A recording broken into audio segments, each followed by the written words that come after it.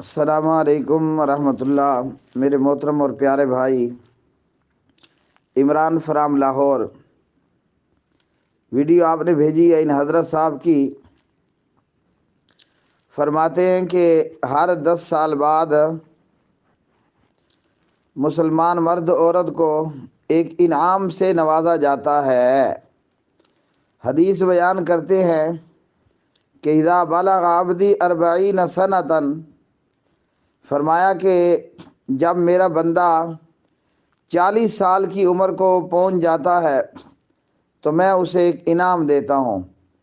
پھر جب 50 سال، 60 سال، 70 سال کی عمر کو پہنچ جاتا ہے تو ہر 10 سال بعد میں ایک انوکھا اور ایک اچھوتا انعام دیتا ہوں اپنے بندے کو۔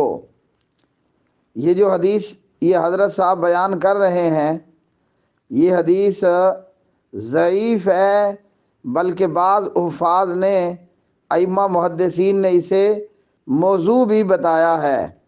تو اس روایت کی نسبت نبی پاک علیہ الصلاۃ والسلام کی طرف کرنا وہ ہرگز درست نہیں ہے۔ الحدیث المذکور ضعیف جدا، بل حکم علیہ بعض الحفاظ بانہ موضوع کما فی الاحادیث الموضوعہ للسیوطی، فلا یجوز نسبتہ للنبی صلی اللہ علیہ